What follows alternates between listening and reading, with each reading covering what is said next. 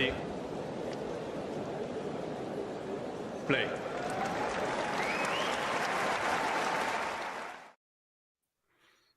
Oh, don't share that screen, Johnny boy. Don't share the screen. That's not supposed to happen. Anyway, listen, everybody, nice to be here. Nick, nice to see you again. It's been a week or so. How are you? It's been too long, John. I can't go for more than a week without talking to you. Well, I mean, it was daily at various times during the end of summer and autumn. So, yeah, it does feel like a long time. Damien, it's not been quite so long. I was talking to you, I think it was on Friday. How was your weekend? Very good. Excited to see, jump into other players. Like Nick said, I also didn't watch the second episode, but as you said, there are no repeat offenders anyway. That's not gonna matter. Yeah, haven't done any studying, obviously, but we're gonna cool. see what's gonna come at us. That's cool. Of course, on Friday's episode, we had an Italians only episode of evaluating the years, and our Italian friend Mario is back with us. How are you doing, Mario? Everything went good, so that's okay. Just okay. Mario and Damien will have a slight advantage over Nick. They kind of know how things go. They've already done it once already, so they hopefully will hit the ground running. But for everybody else also tuning in, feel free to let us know some of your comments in the live chat. We've already got someone who wants to talk about Leylah Fernandez, Andy Murray, regarding Andy Murray's year. This comment, by the way, about Murray should just sort of basically chill out. Well, I'll let you address it if or when Andy Murray appears in this lineup. But I'll let you know basically, for those of you tuning in, but also to our three guests, basically, I will throw a player at one of you. I'm probably going to do it slightly different to last week, actually. I'm going to throw one player, for example, to Nick. Then, after Nick has had his 1 minute, if any of us three disagree, then we can talk. If we just go, we all agree with Nick's conclusion, we move on. Simple as that, basically. So I'll probably give each of you one player at a time, if you like, and basically stick your hand in the air and talk, or if you disagree or want to add something. But you'll each get one player, basically, as we go through. But I think I've got about 12 players altogether, something like that. So should be plenty of time. Any questions from you three? No, nothing. That seems very simple. Yeah, it's very simple. Tennis's version of just a minute. You'll figure it out. Yeah, I have got a stopwatch somewhere. Yes, here it is. Yeah, so I will be aware of it. Plus, we've got it on the screen anyway.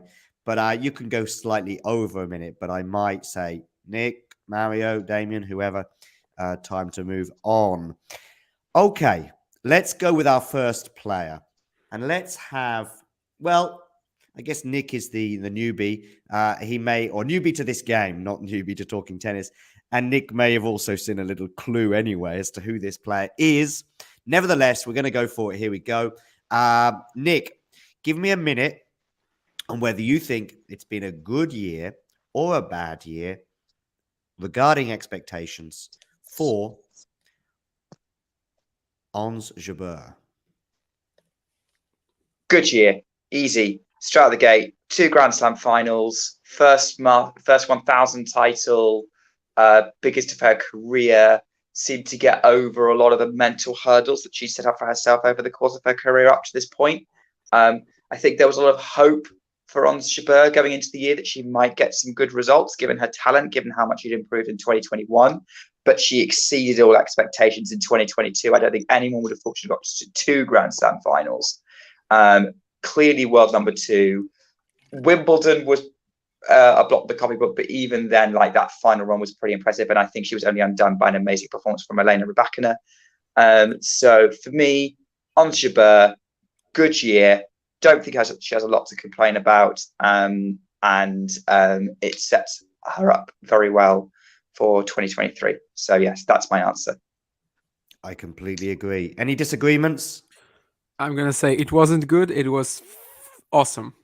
That's all. We can get to the next. I agree. Yeah. Nice. Okay. Nicely put there, Nick, and easily done. Okay, on to our second player. Let's go with you, Mario, for the second player on our list. And that is Aryna Sabalenka. Oh,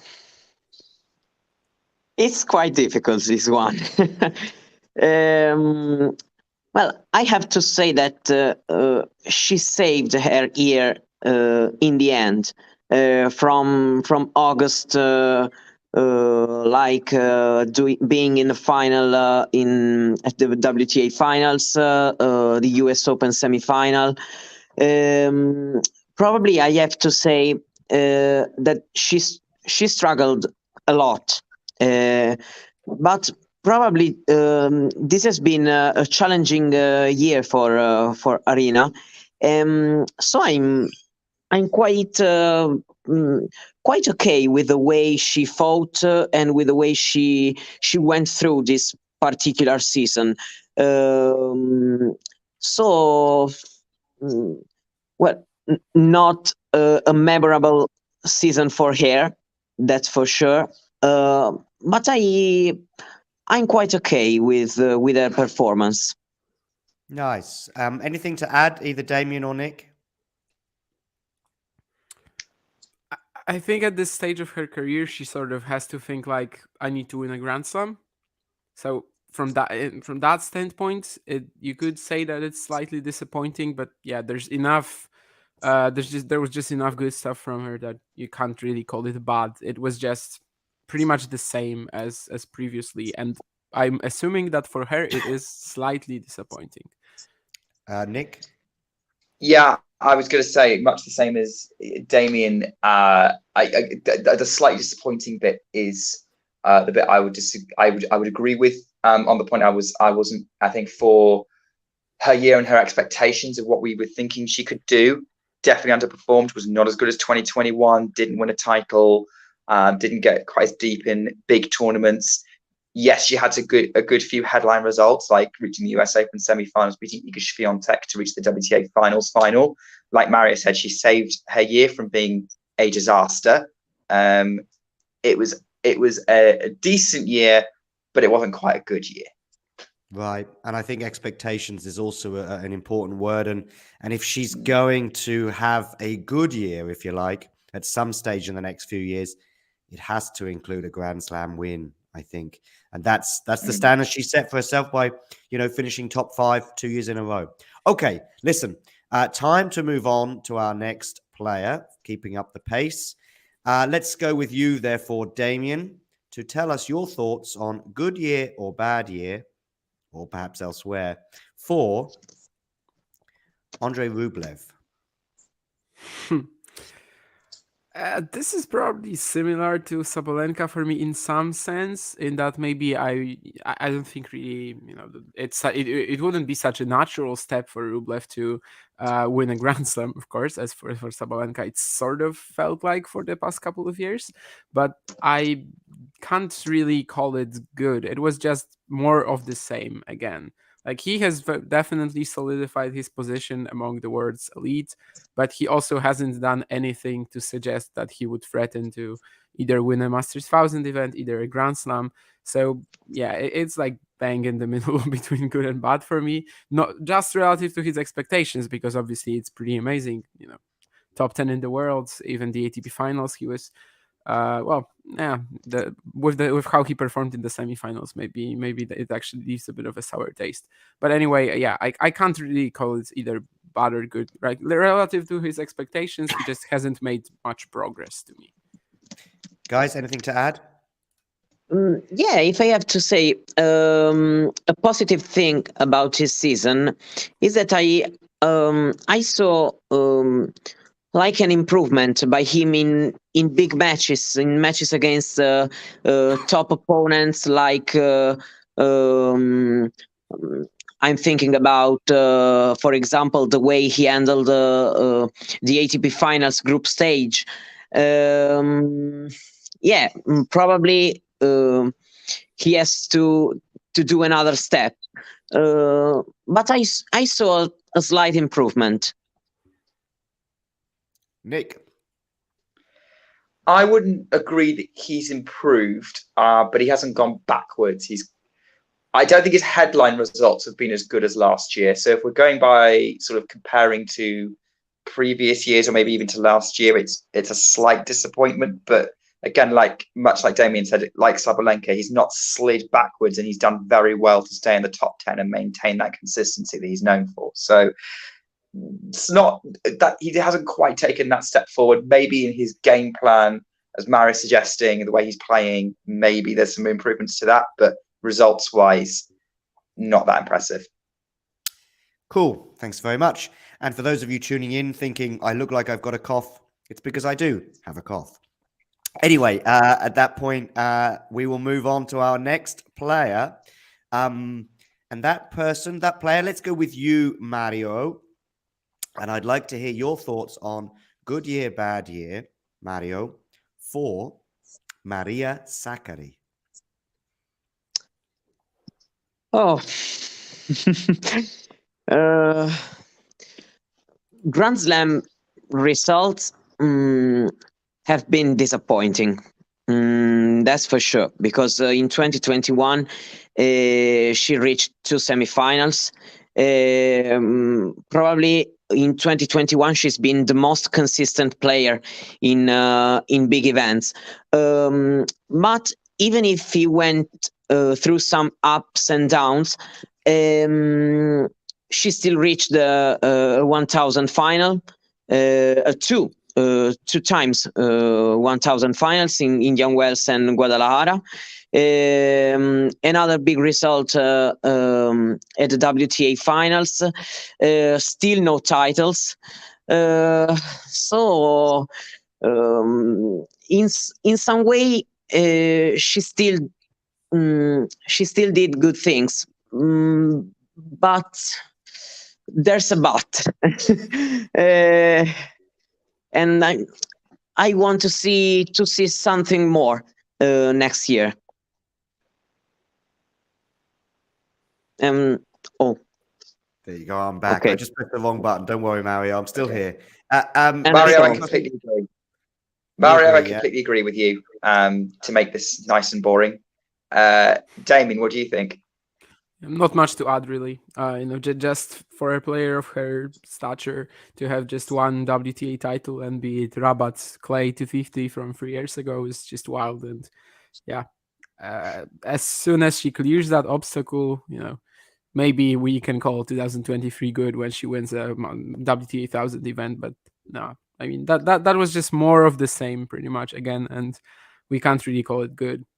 It's even more bad than good, probably.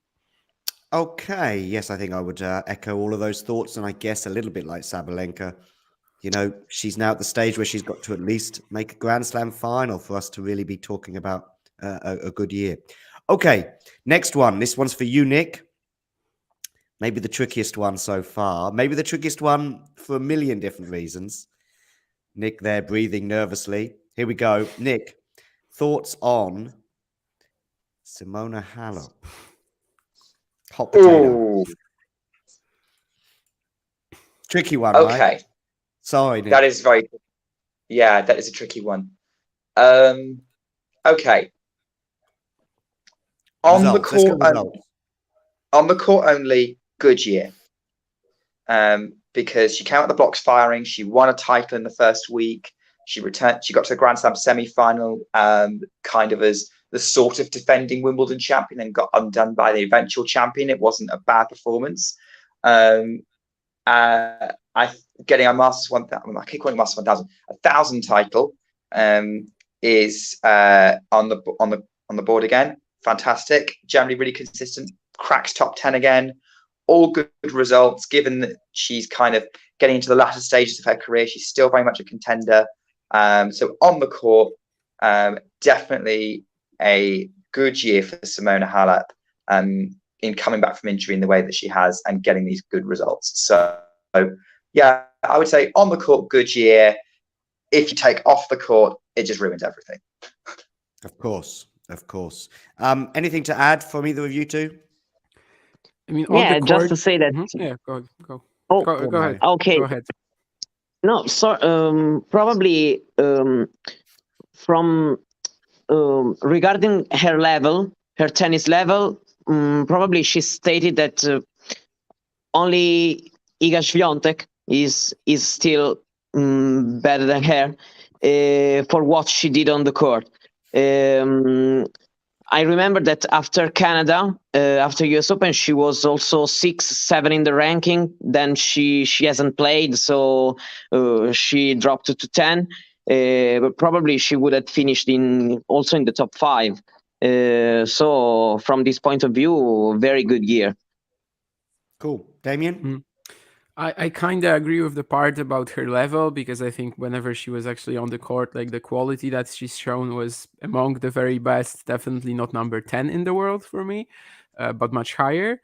But the slams were just such a big disappointment. And I think she's, she even said that she was like considering retirement last year or something like that.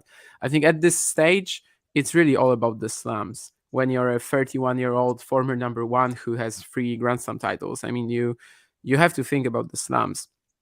And other than Wimbledon, it was some very disappointing losses. Snigur especially, of course, but also Qin Wenzheng was, I think she was injured in this one. Cornet, she lost to the Heat, but still, just looking at this, I can't really call it a good year for her. Not even taking into consideration that off the court stuff. I think the results she made, especially at slams, just don't do justice to how well she played in 2022. Cool. Well, this next one is going to be for Nick once again, and then I'll listen to whether you two disagree or agree with Nick's assessment. So, Nick, give me your view on the year for Andy Murray. Oh, no.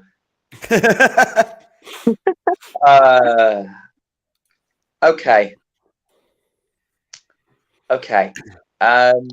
Oh gosh, I'm hoping Scott and Clara are not watching this. I'm going to say this now. He's definitely built on the positive results he got in 2021. He probably hasn't got as deep in the slams he would have liked. He's still not quite cracking anywhere near it. He hasn't quite cracked getting to another title. He's been to 250 finals this year in Australia. I forget which city, and it's Sydney. And Sydney and in Stuttgart. So 250 finals is pretty good. Second round Wimbledon, third round Grand Slams. I think though he probably wanted to achieve more. It probably feels like he could have achieved more. So although it was a positive step forward for Andy Murray in comparison to last year, it's not enough of a step forward to really consider it a good year. But I'm not going to. Sorry, Nick. Go on. There's a comment from a couple of hours ago that actually is related to Murray, and it quotes Sue Barker that she said she didn't want to travel around the world begging for wildcards back in the day, so she knew it was time to quit, and it's like suggesting that Murray should quit. I mean, at this point, he's not begging for wildcards, right? I mean, this isn't, at 49 in the world, he's basically guaranteed entry into everything but some ATP thousands maybe. But still, to me, it was slightly disappointing. I know comparing to 2021, it's great, the ranking jump especially. But simply, I don't think Murray has shown, just because of what a player he used to be, of course, before all the injuries, but he hasn't shown that he can get back to that level. Like, there's no sign, there's no belief in me that he can get back to anything remotely close to that level, like threatening to win a Grand Slam or something, or even an ATP 1000 event. So in that sense, I would consider it slightly disappointing. I certainly wouldn't call it good. Cool. Yeah, I was expecting more. Okay. A bit more. Because the way he finished the 2021 season, I don't know. I felt that he could be able to beat in some matches the top guys. While this year that win hasn't arrived. I don't know. I was expecting a bit more. to be honest. Yeah, I think probably echoing what many of us thought and believe, despite that jump. What surprised me, by the way, is that he was as low as 134 a year Yeah. ago. I guess what I found during these shows, guys, is that actually you can get a point in time and it can be a little bit misrepresentative. And we just have this arbitrary figure at the end of the year and we look at it again sort of 10, 11 months later and it can kind of skew things. But yes, I think what I found as well with a lot of players, and I think Andy's included in this, I think that the ones that we're putting in the disappointing year category, if you like, most of them are just one or two results from transforming their year. You know, Tsitsipas, for example, wins the ATP Tour Finals, and we're super positive, especially if it's sort of recent, if you like.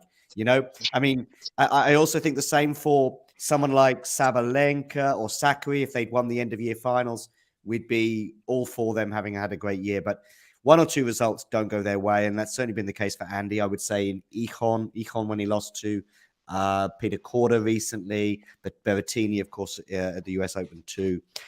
Anyway, before I ask your opinions on the next player, we do have a member of the Talking Tennis team who was super, super, super keen to air his thoughts on the next player. So I have an bit of audio we're going to play. Then I'm going to come to you, Damien, for your first initial thoughts on both the player, but also the audio review of this person's year. So let's go for the player, by the way. You can all chill out and I can let you know in advance in a way. It's Hubie Hurkacz. But before I hear Damien's initial thoughts on Hubie Hurkacz's year, I am going to play us a little bit of audio from Vanch, who was particularly keen to air his thoughts on Hubie Hurkacz's year. Hubie Hurkacz, by the way, went from 9 to 10 in the world, so I guess he does sort of fall into this category of don't know, kind of good, kind of bad. But let's hear what Vanch had to say. He also put this poll out, by the way, on Twitter, which I believe has still a bit more legs in it, so feel free to jump out there, but maybe this might give us a clue as well as to what Vanch believes for Hubie Hurkacz's year. So here we go. These are Vanch's thoughts on the Polish world number 10. So I think relative to expectations, Hubert Hurkacz had a mediocre year. In 2021, he made the Wimbledon semis. He won the Miami Open, beating a string of top 20 players along the way. He also made the Paris Masters semifinal, and he qualified for the ATP finals. So people. By the way, I'm going to interrupt because I've got some very cool visuals, but I want to share them. So I'm going to start this audio again. Hopefully the audience will be patient with me and we'll go again, okay? Here we go. So everybody's excited now. They've already heard his intro, but I just want to share a couple of visuals with everybody because I didn't show us this poll that Vanch put on because I didn't do that. So that's the poll I was referring to. Both a poll for a poll. How about that, Damien? And I got a poll on board today, full of polls. Anyway, listen, puns aside, let's hear Vanch again and his thoughts on Hubie Hurkacz. So I think relative to expectations, Hubert Hurkacz had a mediocre year. In 2021, he made the Wimbledon semis. He won the Miami Open, beating a string of top 20 players along the way. He also made the Paris Masters semifinal, and he qualified for the ATP finals. So people saw him as a legitimate top 8 player. Whereas this year, he finished as a second alternate, and he did have a few better results in the Masters 1000, made a Monte Carlo quarterfinal, Madrid quarterfinal, made the Canada Masters final, backed up his Miami Open defense with another semifinal, a tight loss to Alcaraz in 2 tiebreaks. But I think what was disappointing about Hubert Hurkacz's year is his 3 losses in majors, both at the Australian Open, Wimbledon, and the US Open. Australian Open, he loses very tamely in straight sets to Adrian Manarino, second round. You should not be losing that. He loses in the first round of Wimbledon. This was another one that was kind of inexplicable for me. He came in as one of the highest favorites.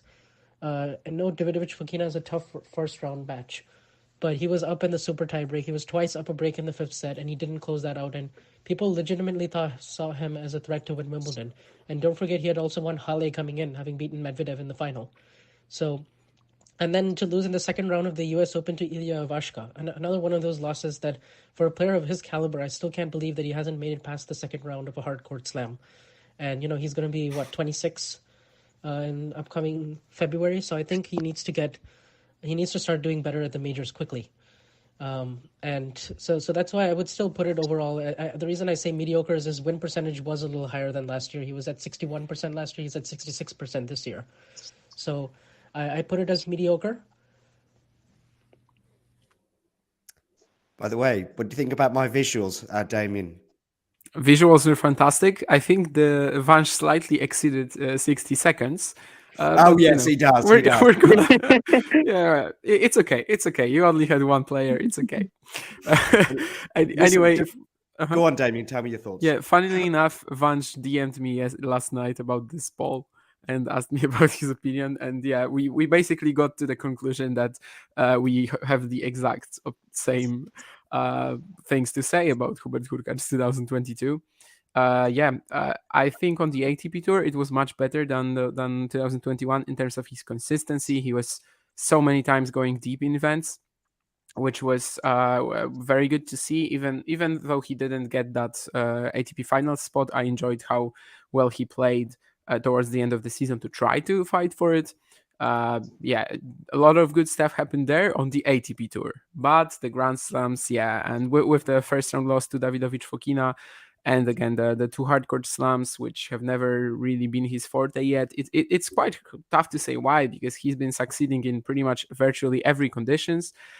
This year he even had a pretty good run at Roland Garros, and yet somehow he can't make it past the second round at the hardcourt slams, and that's definitely the thing to improve going forward. Not sure if it's just mental or if somehow best of five play just isn't his best, but yeah, I can't call it good and I can't call it bad for these exact reasons.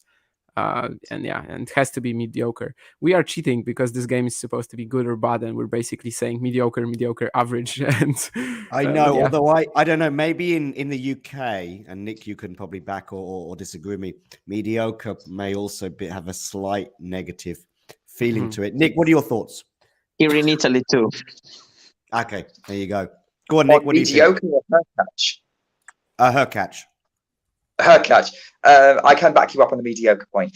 Hurkacz, I have to agree. I think the slams massively let his year down.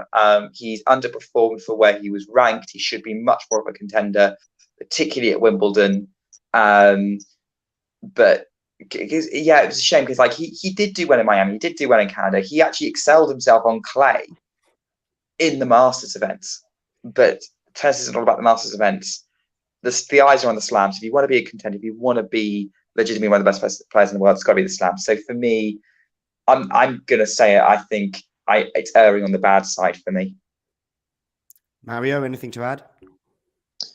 It's quite this. I particularly agree with Damien. For me, that's it.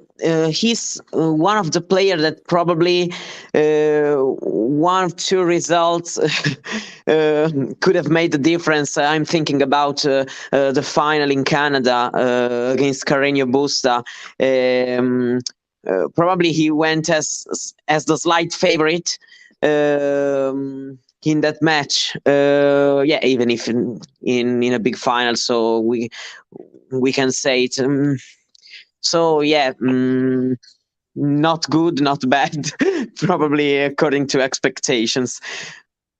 Cool. Yeah. By the way, visuals. Look, he said mediocre. Wimbledon, I thought that was a funny picture. That was obviously his win in Miami, Paris, etc. ATP finals, I thought that was quite a funny picture, especially as he's rocking the polo neck there. But then, of course, I started to become creative. Top 8 player, first alternate or second alternate. I don't know what we thought about that image there. And of course, we had a few more at the end there. Birthday time. He needs to get going quickly. And finally, of course, I thought this image summed up Hubert Hurkacz's year.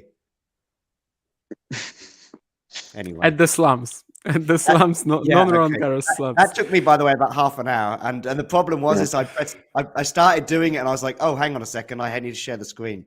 Anyway, let's move on to our next player. And let's hear what Mario, first of all, thinks about this player's season. And this player is Barbora Krejcikova.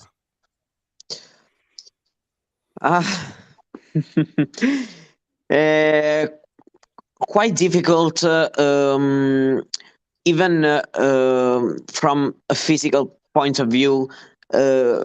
She had a lot of issues, and so her injuries played a big part in my speech, because she proved that she's still really good at playing tennis. I'm thinking about the final against Iga Swiatek, but even her results in doubles speak for themselves. So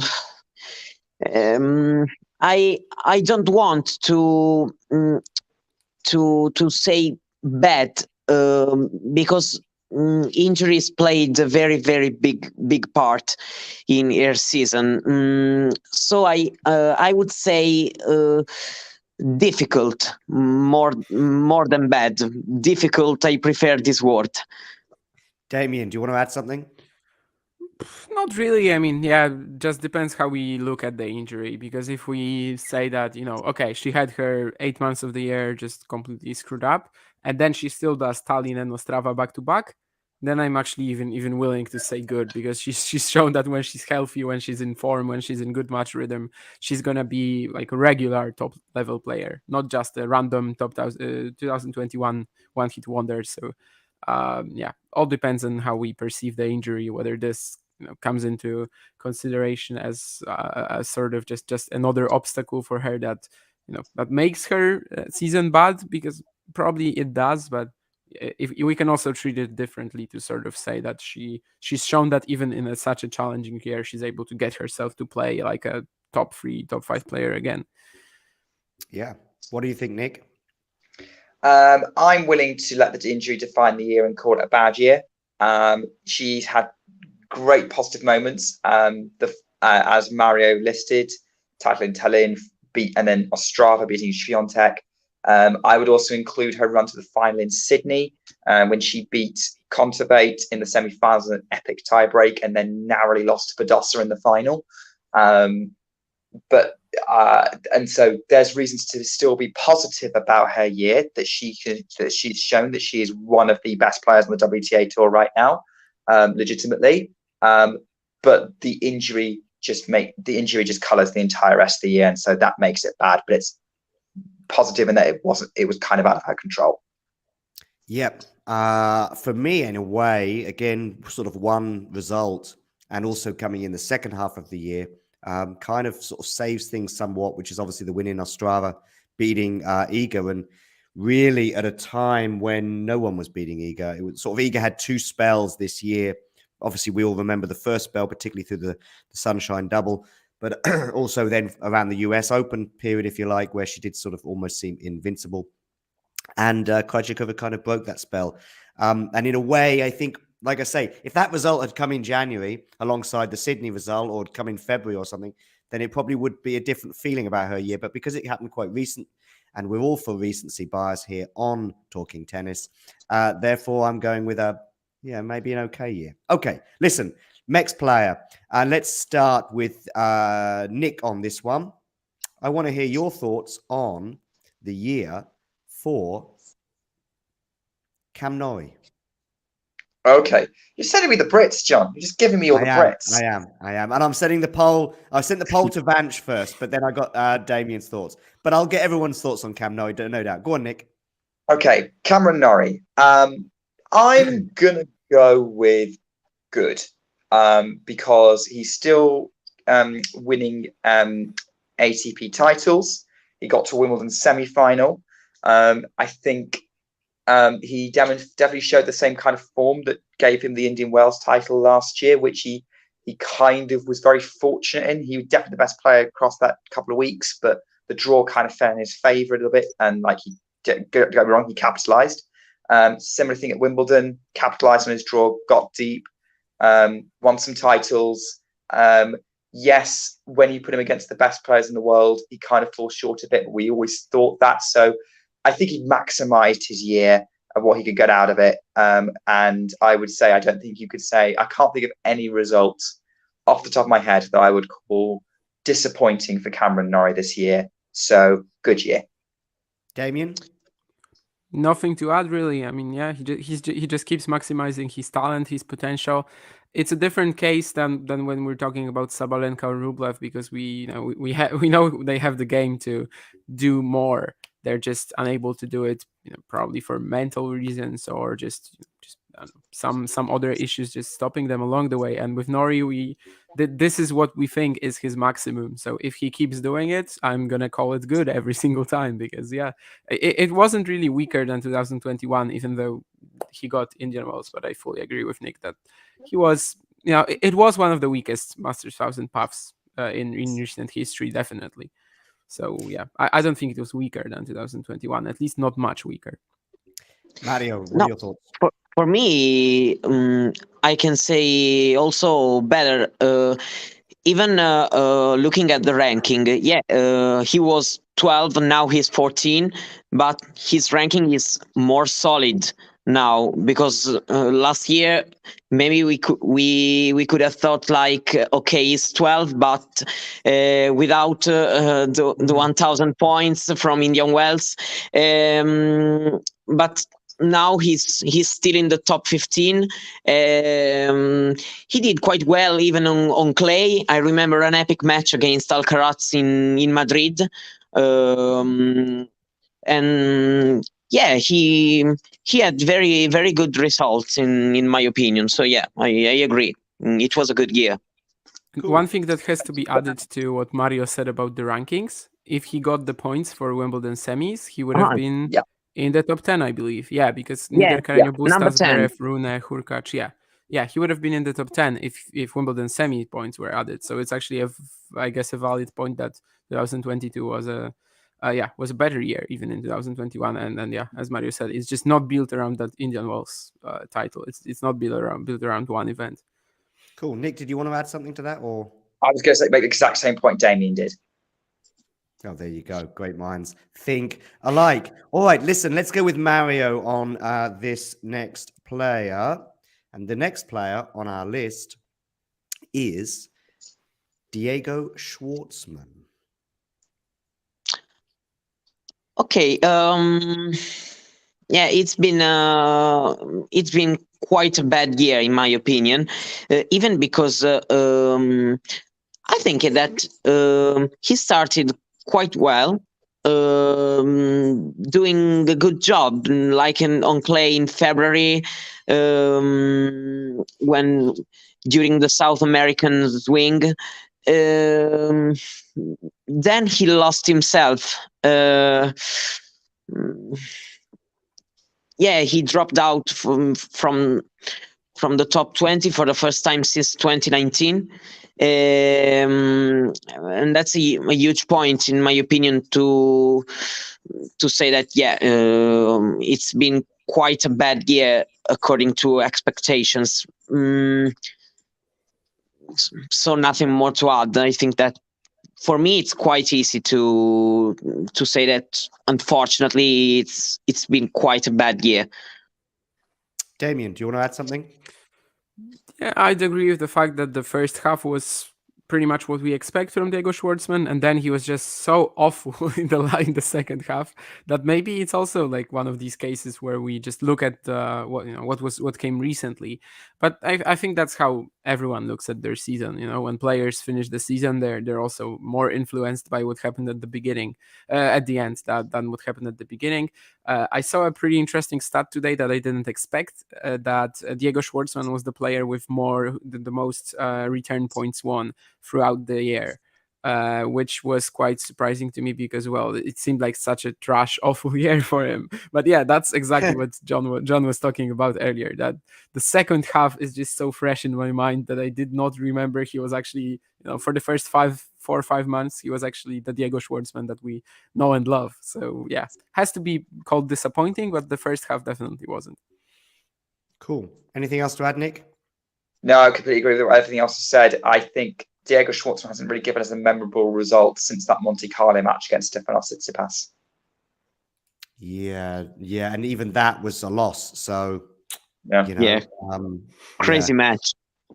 It was a great match, but from his perspective, my problem with Schwartzman and probably like a lot of players that are ranked between maybe 10 and 30 in the world, perhaps, is they, unlike perhaps Hurkacz, certainly Rublev, certainly Tsitsipas, we're kind of looking at those guys as maybe winning a slam, maybe at some point in their career, maybe next year. Somebody like Diego Schwartzman, I just feel like so many players that are ranked in this area, Roberto Bautista Agut springs to mind, Carreño Busta as well. They may get a Masters 1000 at some point in their career, as Carreño Busta, proved this year, and RBA, of course, has had a great career. But I just think that, I just don't see them, for example, getting to a slam final, either in the past or again in the future. And Schwartzman, unfortunately, for various reasons, I just don't see it. He got to the semi-final in Paris a couple of years ago at the French Open, and that will probably be the peak of his career when it comes to majors. I don't know if you agree or disagree with that, Damien. Did he make a slam semi in New York as well, or was it a quarterfinal? Don't think he got to the semi. Probably a couple of quarterfinals. Carreño Busta's got to the semi in New York. Yeah, twice. I do. Yeah. I do know that. Yeah. Yeah. I fully agree. But that's also a couple of quarterfinals in New York. So that's also what we were talking about with Norrie. That the difference of expectations there. If Schwartzman had the year of Norrie, we'd be saying that it was great, as we were with Cam, right? And if Rublev gets the year of Norrie, we're gonna say it's at best mediocre. And exactly. Okay, the final player I have on my list, and by the way, if any of you would like to add a player that you really want to air your views on, you may do so at the end of this list, which is now coming to an end. The final player I have on the list for good year, bad year, and it'll go for you, Nick, to begin with, at least. I want to hear your thoughts, Nick, on good year, bad year, Daniel Collins. Okay. Good year. Very much injury affected, but every time she played, she brought everything to the court. Obviously, there's the Australian Open final, which is an achievement. I don't know how many people would have predicted she would get to a Grand Slam final in her career, but she's done it. And Australia was probably the most likely place that was going to happen. She's very comfortable there. But she's recorded good match results. She's looked strong at every tournament she's played in where she's fit and healthy. It's a bit different coloured with the compared to Krejcikova's injury we were talking about earlier, because she kind of worked her way around it. It disrupted her year in a very different way. But I think she can look back at this very positively. So I'd say good year for Danielle Collins. Cool. Anything to add, Damien? Not really. I fully agree that even though she was out for so long, whenever she was actually healthy, she was great. And just the fact that she made a Grand Slam final just lets you skip over all these months where she wasn't able to compete or where she lost in the opening rounds, barely being healthy. We just don't care about it. I'm sure she doesn't care about it. She made a Grand Slam final this year, and that's like the only thing that matters, I think, in the end, even though that final was at the beginning of the year. But when the result is this important, I think the recency bias doesn't come into play that much. Yeah, right. Mario, probably there's like a slight disappointment for her that probably after that Australian Open final, if not injured, even with mediocre results, she could have been in Fort Worth for the WTA finals. So probably she could have finished the year in the top 10. So but having reached the Grand Slam finals, at her age, she's 28. So probably when she was 20, 21, she had a great role, a great path to being there. So I think that she must be proud of what she did. Yep, completely. My thoughts just to add as well. I think Australia was an incredible run. She was for me, the most dynamic player in the tournament. I'm not saying that means that she deserved to win it, but I enjoyed watching her play at least as much, but possibly more than anyone else in that tournament. Certainly on the WTA side, I thought every match was so aggressive. She was a double breakup, or was she a double break or a single breakup in the second set? She was certainly at least 5-1, I think. 5-1 double Wasn't break she? in the I second think she set. was 5-1 up. Yeah, so that obviously will haunt her to some extent. But I also thought that New York suggested that she could be a threat again in Australia in terms of her hard court performances, and barely played this year. The health issues, and yet really I think her win percentage must be quite high despite some of the early round defeats she had. Because I looked at the players in the sort of top 20, and she's easily played the least. And yet her ranking has halved basically. And of course, she was also close with Sabalenka. That could have gone either way in New York. So that's my thoughts. Nick, have you got anything else to add on Danielle Collins? No, I don't think so. Cool. That's great. Listen, that is the end of my list. If there was a particular player like Vanch had that player that he really wanted to share his views on, do let me know now. Is there anyone in particular, Nick, that you feel that you want to speak about regarding this year? Just trying to run through it. It depends because I haven't seen your previous two shows, so I don't want to recover anyone who you may have already discussed. If you do, it's fine. Okay. I think when I was like scanning through my head, or who might be an interesting person to do, I actually came up with two names. I think they might be fairly easy to do, but one is Amanda Anisimova, and one is Madison Keys.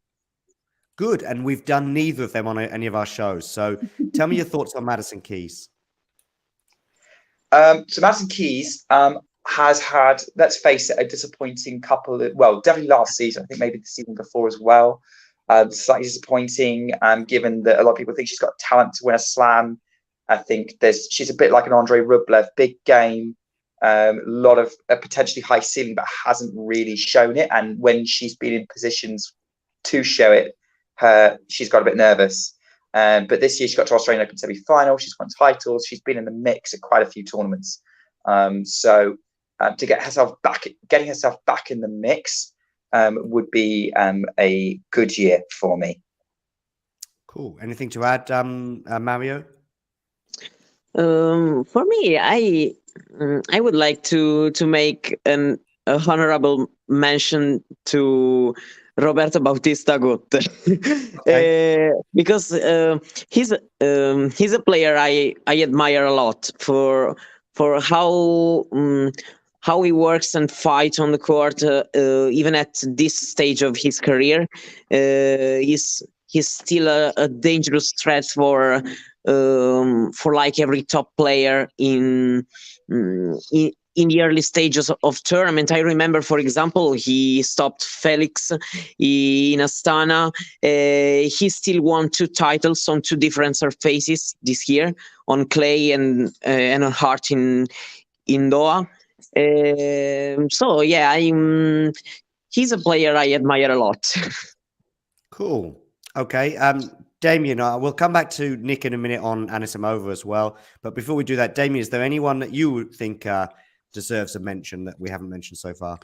Yeah, I was just glancing through the rankings and thinking who could be a nice conversation topic here. I came up with Ostapenko and Sebastian Baez. Yeah. And Sebastian Baez. Did you do either of these? No, tell me about Ostapenko. Yesterday? And I've got Leylah Fernandez to discuss. Yeah, I missed her off. But go on. Tell me Ostapenko. I honestly was just excited to hear what the guys think. Like, what sort of expectations we have concerning Ostapenko at this point? Because, well, of course she won a Grand Slam. Of course she was in the top 5 or something. But then again, can I really say that her year was disappointing? I can't really do that. I think it's just I don't really believe that she will get back to this level, or maybe if she does, it's also going to be like just a one-off. like the 2017 Roland Garros title was. So I think she had enough good runs. Of course, like she always does, it was coupled with many first-round losses. But I think she had enough good runs for me to call it a pretty good year for her standards, in fact.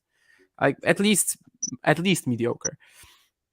Cool. Any thoughts on Ostapenko, Nick? She does divide opinion. Ostapenko is, she is divisive for her personality, but her game is breathtaking to watch in terms of how hard she hits it. Ostapenko is one of those WTA players, a bit like Petra Kvitova now, not so much early in her career, who will have one amazing tournament a year where she's by far the best player in the world and no one can touch her. She had that at Roland Garros in 2017. She had that in Dubai this year. She had that at Eastbourne last year. So I would say this is a pretty standard year for Ostapenko. She's probably backed up a little bit more with some solid results. Wimbledon, I think she underperformed. I don't know what happened in that Tatiana Maria match, but I think she got frustrated. But I would say, it's a good year for Ostapenko, but I think it's kind of if she didn't win a title, it's going to be disappointing. It's kind of what we kind of come to expect for one decent sized title and not much else. Yeah. I'm just going to give a quick mention for Kai Kanepi, by the way, who she didn't reach her highest ranking this year, I think. But she was close to it because her highest ever ranking in her career is number 15. She achieved in 2012. She currently sits at 32, but my thoughts are that she was probably top 20 at some point this year, given how well she did in Australia and to some extent in New York. I guess you could say that she didn't do well in the way that match. I guess Kanepi's stuck in my head for the run she had. I think it was to the semi-finals in Australia. Was it quarterfinals, Nick? Quarterfinals. Yeah. But she also stuck in my head as well because of the epic match she had with Sabalenka. Although now I'm thinking about it, it might have been second or third round rather than latter stages. Yeah. So, but listen, just for someone at her age, I mean, Elise Cornet as well kind of falls into that bracket. But in fact, no, Elise Cornet, best year of her career. Is that fair? Yeah, absolutely. Yeah. And really, what's she, 37 maybe? Am I right on that? Something like that? No. Yes, 35. 35, something like that, I think. Definitely not 30. She's 32 even. Sorry, Elise. 32 only? Yeah, according to Wikipedia. Cornet's I thought it was like 34 or something. Okay. Yeah, it's Kanepi. I was getting confused with 37. Yeah, Kanepi is 37, I think. Yeah. Elise Cornet is saying that she's going to retire, but she's kind of been retiring all year, and I think she's now suggesting she will at least play the French Open, but I'm pretty sure she'll play Australia as well. Listen, we've touched on those two players, but there are a couple other players that I definitely want to speak about before we finish. The first one is Anisimova. Nick, tell me your thoughts. Anisimova, definitely a good year for her. Played one of the matches of the year against Naomi Osaka, got a title, got a really good run to the Wimbledon quarterfinals. Bouncing back from dealing with personal tragedy in her life it's a good story for her, and to see that it's not really derailed her career. She's definitely on her day one of the best players, and hopefully that trajectory continues. Lots of really good positive results throughout the year, and I'm looking forward to seeing if she can repeat that Grand Slam semi-final she got when she was 17. Cool. Any other thoughts on Anisimova, Damien?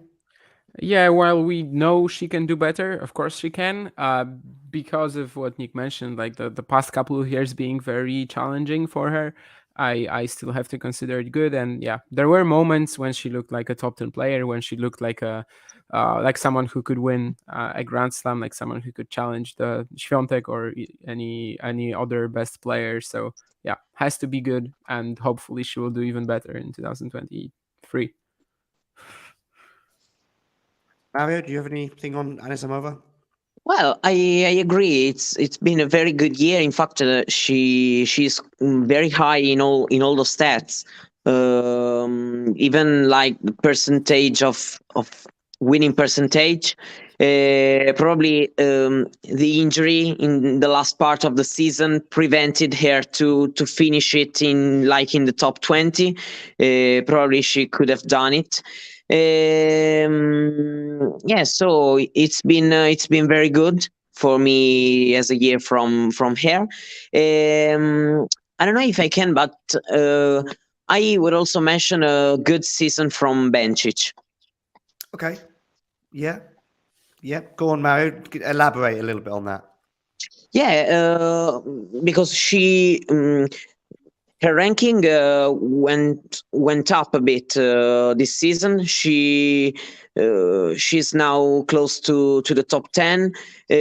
She won the Billie Jean King Cup with Switzerland, but she had also quite deep runs. I remember Miami, and then winning on clay, on the green clay in Charleston. But she's also a player that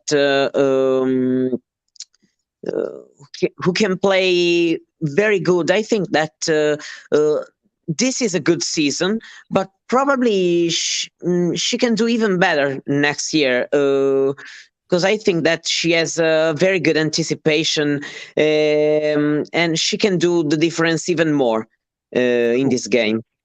Cool. Anything to add on Bencic, Nick? I think Bencic is, I'd say it's a good season for her. It's pretty solid. Not quite the headline result that we saw in 2021 with the Olympic gold, or 2020 with the US Open semi-final, but she was in the mix. She was there or thereabouts, always in the conversation. And I would say, I think I'm really annoyed that I can't remember what the stat was, but I remember seeing this, and it was either match wins or top 10 wins, something like that. But Bencic was in the top 10 and in the mix, and I'm like one of the leaders of it. So I remember looking at that stat, and I'm annoyed I can't remember what it was. I think it might be something JI tweeted a while back, that made me think, surely her ranking of just being outside the top 10's an underperformance, but rankings are a bit weird this year. So I'd say it's a pretty good season for Belinda Bencic, despite not necessarily having some of the same headline results. She's definitely had worse seasons. She's got a Grand Slam win in her, I think, and I thought it might just come in New York, and I was a bit disappointed with her going out as early as she did. Okay. Yeah, that's fair. Go on, Nick, you want to say something?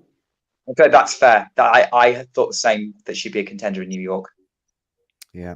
Just because of the semi-final from the year before, I don't know, I had a good feeling about her through that period of the year as well. And I think she is someone that does tend to perform well at this time of the year. But listen, she's also someone that does seem to perform pretty well for the Swiss national team, if you like, in the Billie Jean Cup, etc. So yes, listen, I've got one more player to add to the mix, and I'm going to add it now. And that player is Leylah Fernandez. For me, on Leylah Fernandez, then I'll come to what you guys think. It's kind of interesting and incredible how both her and Emma Raducanu have had similar 12 months, if you like, since their incredible runs to the final in New York. The incredible runs that they both had in New York, by the way, were very different in the fact that Raducanu, I think, didn't drop a set, whereas Leylah Fernandez was constantly coming from behind to just about win every match that she played there. And that fighting spirit was was much to be admired.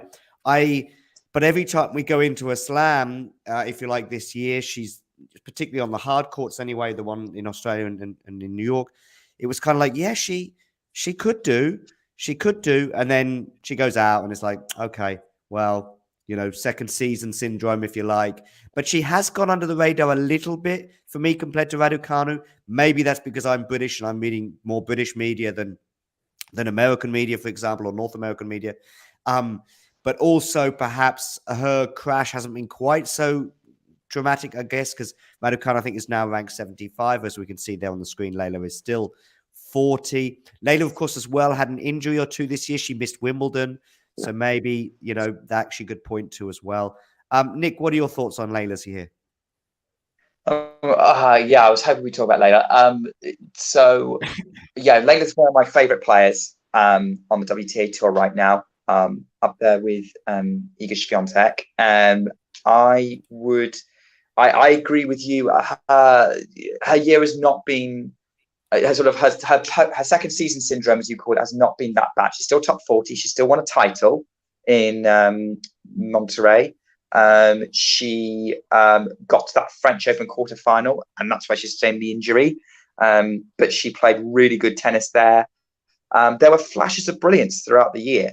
I actually think of her year in a similar way to Barbora Krejcikova's, in that I think had she not been injured, then her year may have played out very differently, because she built up some really good momentum after the French. I definitely thought she'd have a better season than Raducanu, just judging by how they both performed in Indian Wells in 21.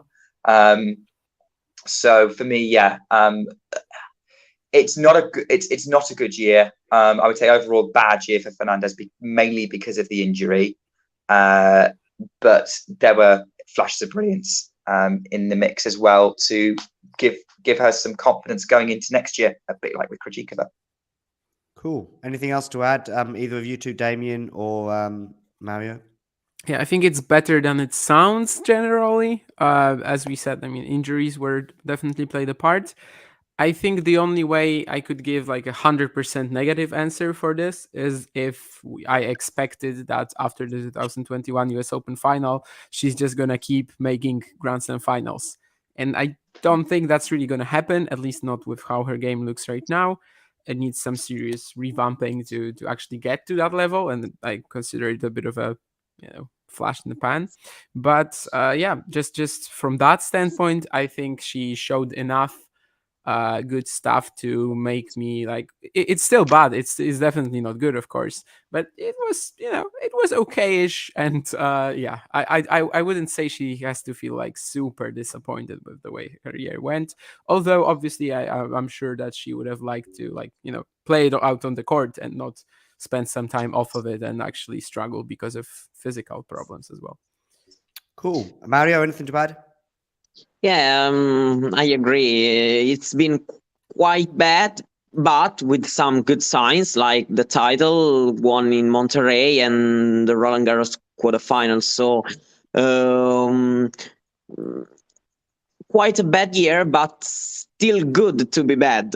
I don't know if I explained. Yeah, there's a few silver linings to the cloud, as we might say in English. Listen, anything from you three? Anyone quickly before we bring this to an end?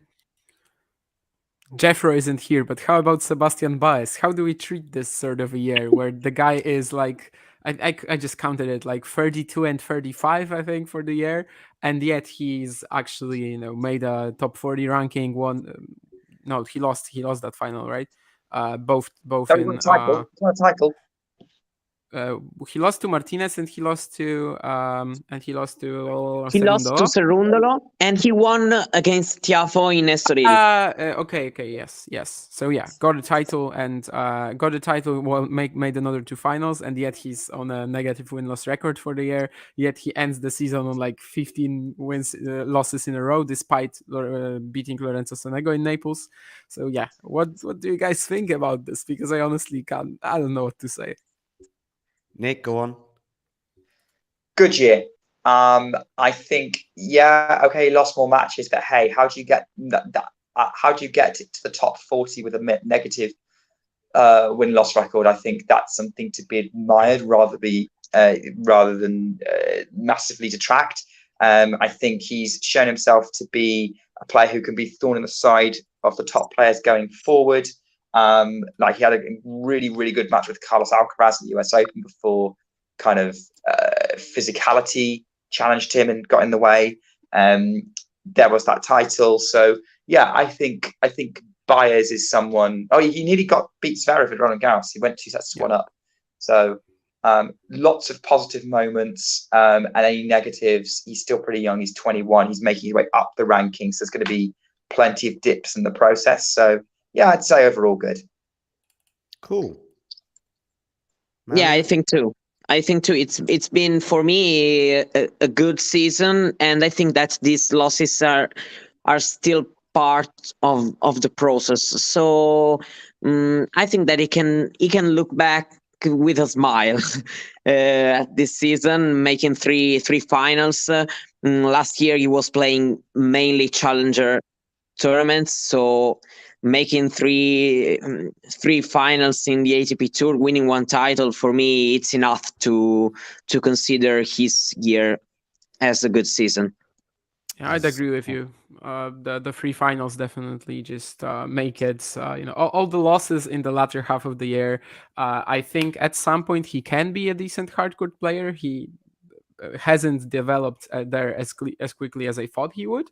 But then again, yeah, as you said, three finals, and this is also a case where if he beats Zverev at Roland Garros and potentially went like 2 steps further, then this wouldn't even be a discussion. Like, we just straight up say great, and yeah, go to next. Okay, well, on that note, I will bring today's show to an end. It's been great talking to you, everyone. Nick, thanks for stopping by. Thanks, John. Thank you as well to you, Damien. And to you as well, Mario. Hopefully we'll see you all again very soon. I'm going to leave us on a little promo video that we have for some episodes that are coming up in December. And I hope you get to enjoy this video and those episodes that are coming up. So take care, everybody. Cheers, everyone. Bye. Ciao.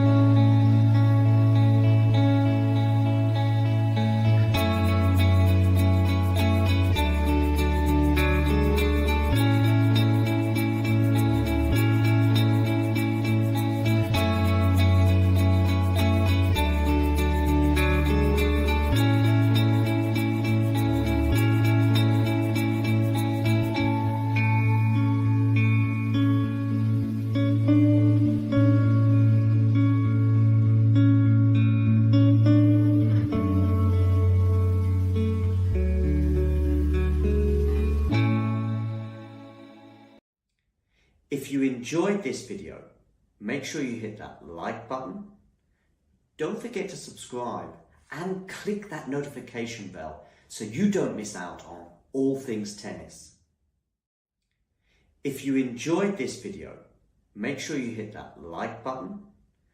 Don't forget to subscribe and click that notification bell so you don't miss out on all things tennis.